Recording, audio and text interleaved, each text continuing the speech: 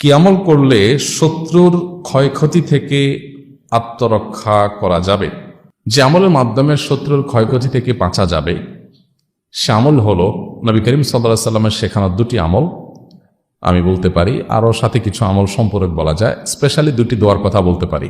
একটা দোয়া হলো, কোনো ব্যক্তি আপনার ক্ষতি করার চেষ্টা করছে, আপনাকে হয়রানি করার চেষ্টা করছে, শারীরিক মানসিকভাবে নির্যাতন করার চেষ্টা করছে, আছে এরকম দুষ্ট প্রবৃত্তির মানুষ, এরকম যদি মনে হয় তো আপনি একটি দোয়া সবসময় পড়বেন।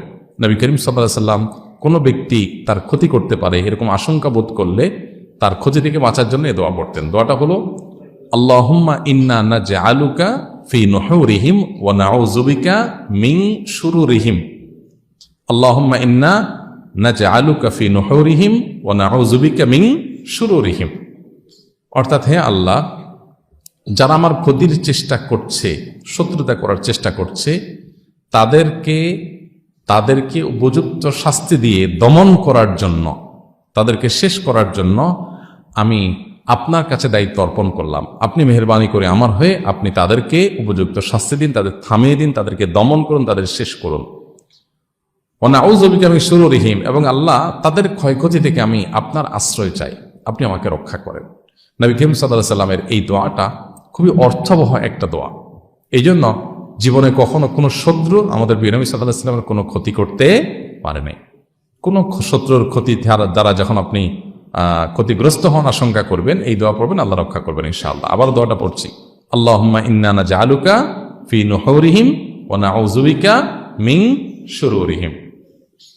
আর আরেকটা দোয়া আছে যেটা কোরআনে বর্ণিত হয়েছে, যেটা উহুদ যুদ্ধের পর গজওয়ায়ে হামরাউল আসাদের সময় মুনাফিকরা, মদিনার মুনাফিকরা মুসলমানদের মধ্যে একটা ভয় ঢুকাই দিল যে মক্কার মুশরিকরা তারা আবার সমবেত হচ্ছে এবং তোমাদেরকে সর্বগ্রাসী আক্রমণ করে শেষ করে দিবে।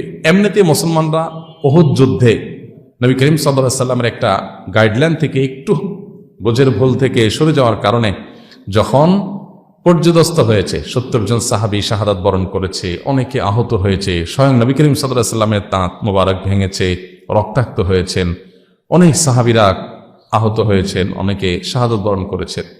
এরকম নানাভাবে পর্যদস্ত এবং কঠিন একটা সময়ে যখন মুনাফিকরা এসে মুসলমানদেরকে আবার ভয় দেখাতে লাগলো যে আসছে আসল বড় আক্রমণ, যাতে মুসলমানরা মানসিকভাবে একদম ভেঙে পড়ে, এই আক্রমণের কথা যখন তারা শুনেছেন তখন মুসলমানরা বলেছেন, হাসবুনাল্লাহু ওয়া নি'মাল ওয়াকিল।